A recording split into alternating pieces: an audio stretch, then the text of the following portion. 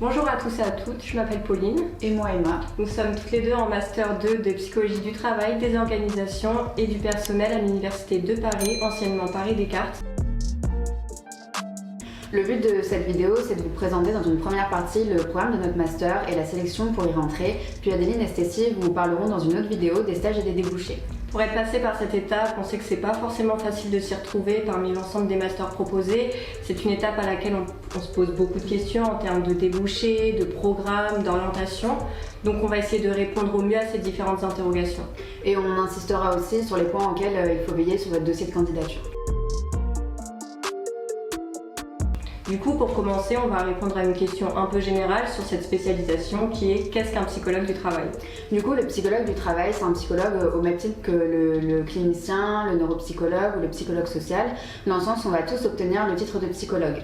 On a une licence qui est une base commune de connaissances que l'on partage tous et c'est lors du passage en master que l'on va se spécialiser. Donc en psychologie du travail, on spécialise dans la gestion des ressources humaines, dans la prévention des risques psychosociaux, la promotion de la qualité de vie au travail, l'accompagnement au changement, la responsabilité sociale des entreprises, souvent connue sous le nom de RSE, le management de la diversité, la création et la passation de tests. Donc vraiment beaucoup de domaines qui seront davantage développés dans une partie 2, la partie de Stécie et Adeline. Ouais, du coup, si je reprends globalement ce qu'a dit Pauline, en psychologie du travail, on va étudier un ensemble de domaines qui nous permettent de comprendre les comportements humains dans le monde du travail.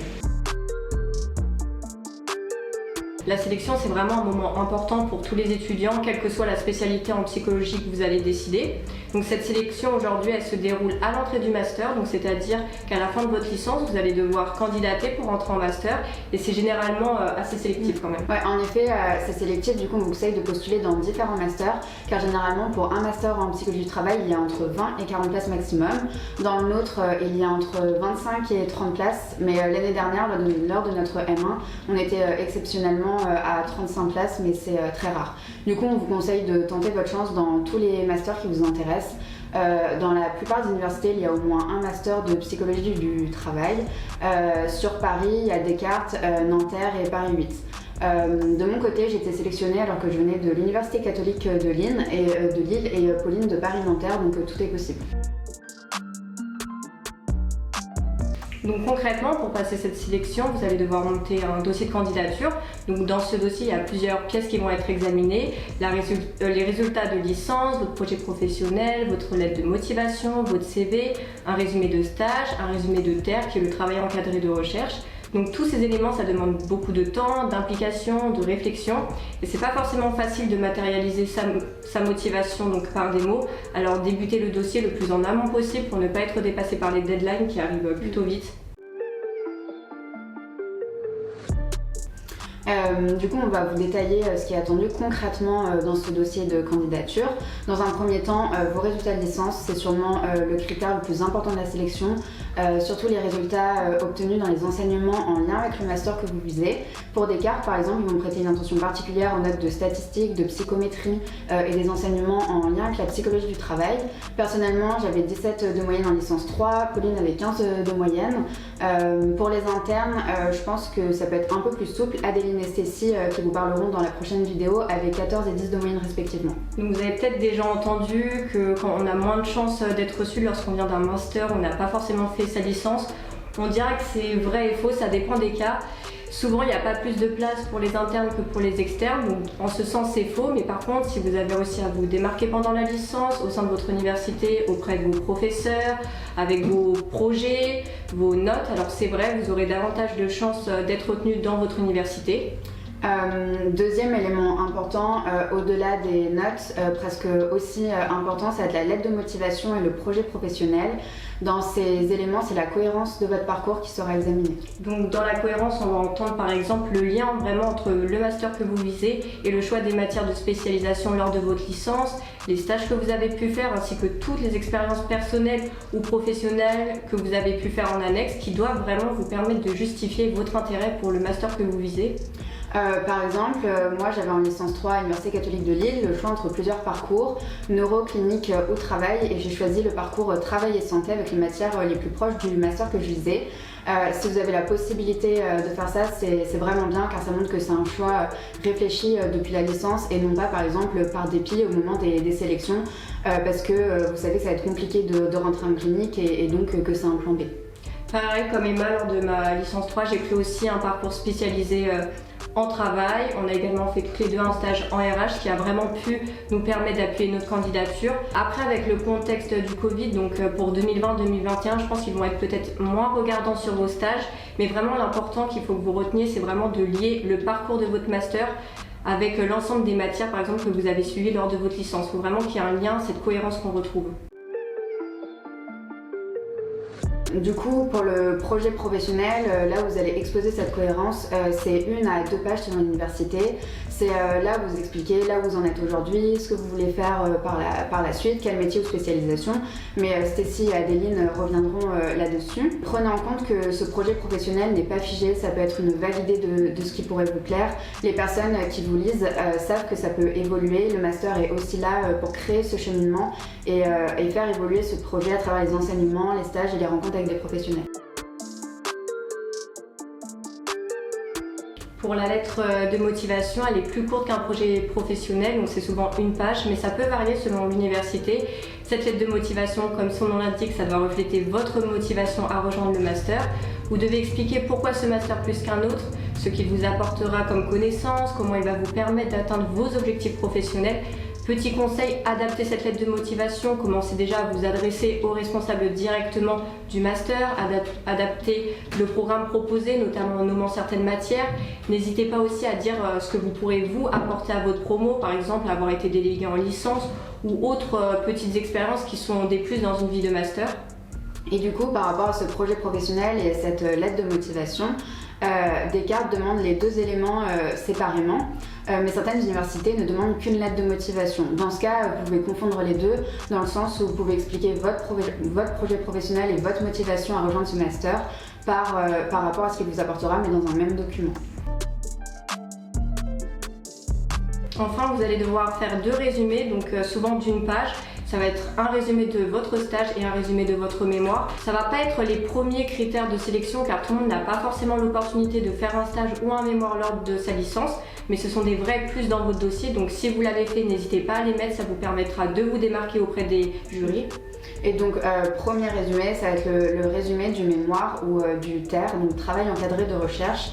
C'est 1 page, une demi-page qui introduit une problématique, les principaux résultats et une petite conclusion. Ça revient un peu au résumé d'un article scientifique. Personnellement, j'avais pas fait de partie statistique en licence, donc j'ai fait un récap de ce qui m'a amené à ma problématique et par quelle méthodologie j'aurais mis en œuvre la partie statistique si ça m'avait été demandé. J'ai fait ça pour montrer que même si j'avais pas fait un TER, donc un mémoire de recherche dans son intégralité, j'avais compris le principe et que ce serait pas un handicap pour moi. Pour le résumé de stage, là c'est aussi environ à peu près 1 page. Vous racontez les missions que vous avez fait pendant votre stage, les compétences que vous avez pu acquérir, tout en faisant le lien avec le master que vous demandez. Petit conseil, quand vous n'avez pas une pièce demandée, donc remplacez-la par quelque chose d'autre qui est un atout pour vous.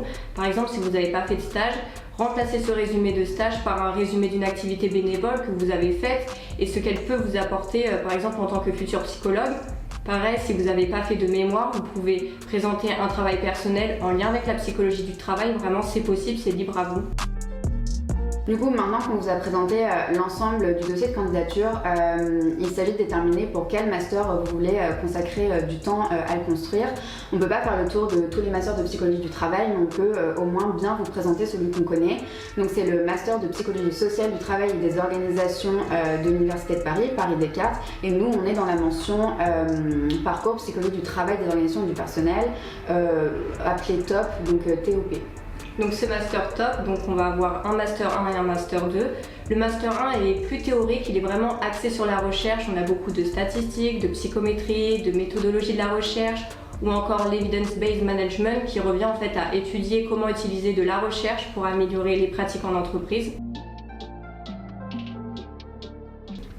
Ce Master 1, il est aussi en grande partie consacré aux mémoires de recherche, donc le TER. Au semestre 1, vous allez cheminer vers une problématique de recherche et présenter un projet de recherche qui comprend une revue de littérature qui découpe vers un sujet précis, une problématique que vous allez traiter lors du semestre 2. L'objectif de ce TER, de ce mémoire de recherche, c'est d'écrire comme un petit article scientifique d'une trentaine de pages, hors bibliographie et annexe. Ça prépare ceux qui le souhaitent à continuer leurs études en doctorat. C'est un bon exercice aussi pour les autres. Un exemple parmi d'autres, ça peut développer nos compétences en statistique ou dans la création de questionnaires. C'est vraiment le travail du master qui demande le plus de rigueur. Donc, petit conseil, contactez les directeurs de TER dès le début, dès que vous allez recevoir en fait une liste de plusieurs sujets. Donc chaque directeur de TER travaille sur un thème, par exemple la motivation, la créativité, la santé au travail. Et c'est à vous de vous rapprocher du directeur en fonction donc, du sujet qui vous intéresse le plus. Vraiment, ne tardez pas, il y a très peu de places, ça varie entre une place voire 5 places selon les directeurs. Du coup, au-delà des enseignements axés recherche, on a aussi en M1 des enseignements par exemple de santé au travail, de comportement organisationnel, de personnalité au travail, sur l'orientation scolaire et professionnelle. On a aussi un cours en anglais sur l'impact de la culture dans les pratiques de management des ressources humaines. Pour ceux qui n'aiment pas trop le côté scientifique, vous pourrez souffler au Master 2 qui est beaucoup plus professionnalisant et ancré dans la pratique avec l'intervention de professionnels tels que des consultants, des DRH. Donc là, on va avoir des enseignements type droit du travail, gestion des compétences, gestion stratégique des RH, responsabilité sociale des entreprises, donc plus connu sous le nom de RSE, du recrutement, tout ce qui va être prévention des risques psychosociaux, le dialogue social, les assessment centers qui sont tout nouveaux, donc ça va être des centres d'évaluation qui utilisent plusieurs méthodes d'évaluation très utilisées dans le recrutement. Et du coup, ces enseignements de Master 2 que Pauline vient de présenter sont regroupés sur le premier semestre car le second est consacré au stage, donc l'année passe très très vite. Mais avant de finir cette année de Master 2, vous aurez un mémoire professionnel à réaliser. Ce mémoire professionnel, contrairement au mémoire de recherche, il y a une problématique de terrain, souvent liée au stage. Il est aussi plus court, mais on ne peut pas vraiment vous en dire plus encore car il est plus évoqué à la seconde partie du second semestre. Donc pour conclure un peu sur l'ensemble de ces enseignements, si on prend le master dans sa globalité, Master 1 plus Master 2, les enseignements en fait, nous permettent vraiment d'être polyvalents, de nous orienter tant dans la recherche qu'en entreprise, en cabinet de consultants, dans les ONG, dans le secteur public, donc vraiment un vaste choix s'offre à vous. Et au niveau de son climat, parce qu'on sait que ça peut être quelque chose de décisif dans nos choix, on sent que c'est un master exigeant, ça rappelait dès le premier jour, la charge de travail est assez lourde avec un projet collectif par matière, donc ça peut aller jusqu'à 10 projets par semestre, au-delà du travail individuel, mais c'est vraiment super formateur et ça reflète la façon dont on va avoir à travailler par la suite en entreprise. Oui, tout à fait. Et en tout cas, dans notre promo, on a vraiment eu pas mal d'entraide entre nous, il y avait vraiment un climat de bienveillance, on était assez solidaires, malgré l'éloignement parce qu'on était en plein Covid, mais vraiment c'est un très bon master, la promo était plutôt proche, on a des promos plus petites, donc entre 20 et 30 élèves, donc on est plus proche comparé à ce qu'on a pu connaître en licence. Et au niveau de l'organisation, il n'y a pas de bonne ou mauvaise méthode. Par exemple, j'ai jamais fait de fiche, j'écris tous mes cours sur le moment sur mon ordinateur et je révise directement dessus.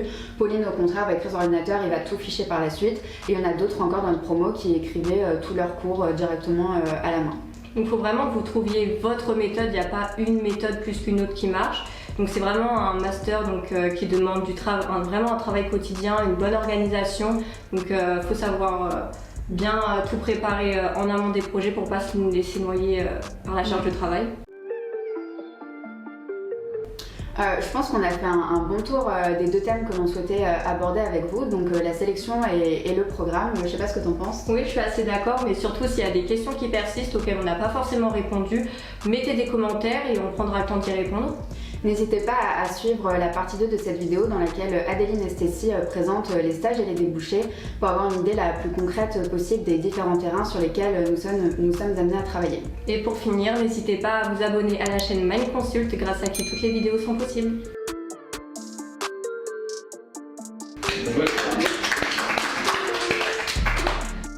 C'était pas vrai, en fait, vous avez déjà fait de la vidéo avant, vous avez fait marcher.